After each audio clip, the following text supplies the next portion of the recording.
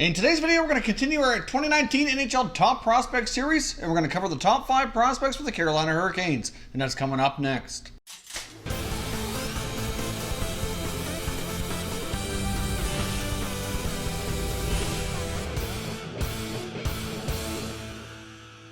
So welcome back here to Top Shelf Hockey. As I mentioned, we're continuing on our 2019 Prospect Series today, looking at the top 5 prospects for the Carolina Hurricanes. We've seen some recent prospects of theirs develop into full-time NHLers over the past year. I know a couple of players we had included in the video that we did last year around this team have graduated to become full-time NHLers like Svechnikov and Warren Foegele, etc. And I think we're going to see a few more of these guys do the same for the coming season. So let's dive in here with the top 5 prospects. Now, of course, keep in mind all the stats you're going to see on these slides come from EliteProspects.com, so certainly keep that in mind. It's a great resource for information on a lot of hockey prospects. Now, first up, we've got Ryan Suzuki, who was a 2019 first-round selection, taken number 28th overall. He did end up falling down a little bit in the draft compared to where many people thought he would be projected to go in the draft, but that's fine. It worked out well for Carolina. He does look like a pretty solid prospect. Now, he's a great skater. He's got great acceleration. He's an excellent passer with great vision. He's very deceptive when he's got the puck. It's hard for the defenders to read. He's not overly physical, but that's okay based on the style of play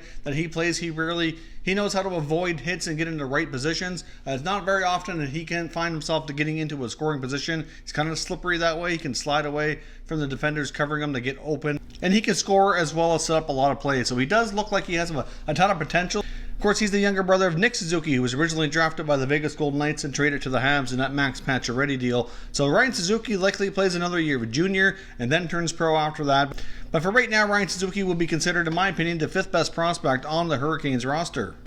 Next up, we've got Julian Goche, who was originally a 2016 first-round selection, taken 21st overall. He's a great size, 6'4", 220 pounds. In junior, he was a prolific scorer, putting up 38 to 40 goal seasons. He played in the Memorial Cup with the St. John Sea Dogs back in 2017. In the 17-18 season was his first pro year, jumping to the American Hockey League. He did struggle a bit, only putting up 25 points in 65 games. His second year in the American Hockey League was significantly better, though. He really made a lot of adjustments and put up much better production. Julian Goche can't play center or wing, and he really has the potential to be a game-changing type of power forward who can certainly put up a lot of points. Now, the only problem with Goche is he very well might find himself kind of boxed out of getting NHL time based on their lineup and the depth of the position that he plays. So he could very well be a prospect that eventually gets moved. It is a possibility. If not, we'll see how he does here in training camp, but I think more than likely he doesn't get a spot out of training camp. Very well could prove to be a call-up option and get some NHL games under his belt here for the coming season. Now, next up, we've got goaltender Alex Nedeljkovic, who was originally drafted back in 2014 as a second-round pick. He's had 3 pretty solid years now in the American Hockey League, including playing for the league championship last year. He's really developed into a really solid American Hockey League goaltender. Really doesn't have anything left to prove down there. The only problem is with the goaltending situation in Carolina, with Mrazek and Reimer ahead of him, he's got the more flexible contract and can go down to the minors. So I think for another year, he's probably going to be a victim of the numbers game. But should either of those guys run into any injuries, he should be able to get himself some pretty decent opportunities. Now, last year he played 51 games for the Charlotte Checkers, putting up a 2.26 goals against and a .916 save percentage. So Nedeljkovic does appear to be NHL ready, or at least deserves an NHL opportunity to see how he does at that level. He does have a very limited amount of NHL action under his belt so far, but I do think he's going to spend another year in the minors. Hard to say if he's the goaltender of the future or not, but over the next 1 or 2 years, I think will become a regular at the NHL level. Next up, we have another 2016 first-round selection. That's left-shot defenseman Jake Bean,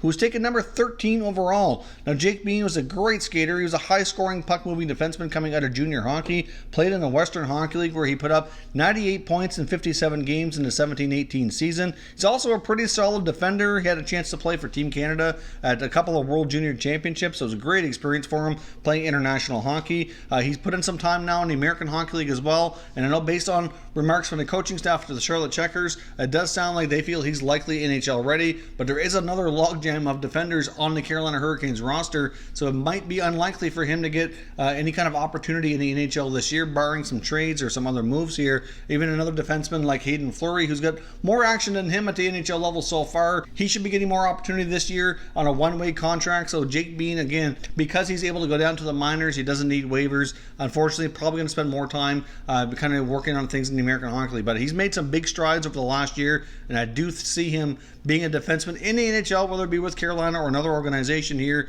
in the not too distant future. And in my opinion, the top prospect for the Hurricanes is Martin Necas, a 2017 selection, taking number 12 overall. Necas does project to be a top 6 forward. He's a tremendous skater, a great stick handler. He's got a decent shot as well. He's played with the Czech Republic at the World Juniors on a couple of different occasions and had some excellent tournaments. Given the fact that the Carolina Hurricanes have a lot of young, solid core forwards now that are kind of ahead of them here on the depth chart, it's going to be interesting to see where they place Necas for the coming season. Obviously, he very well could be a second or third line player longer term, but might have to earn himself an opportunity playing in the bottom 6 here in the beginning. But as of right now, I think he has an excellent shot at making the Hurricanes out of training camp. I think of all their prospects, he has the most upside and is the most ready to jump into action here at this time. So we'll see if Necas can get himself a spot on the Hurricanes for the coming season.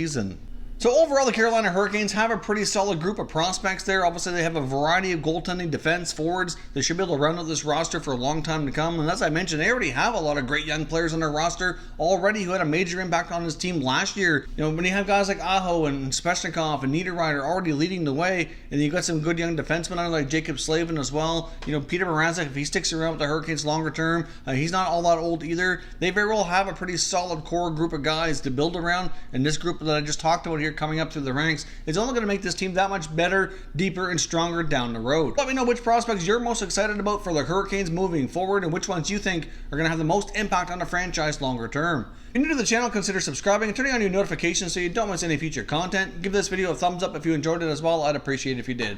As always, thank you for watching, and I will catch you next time.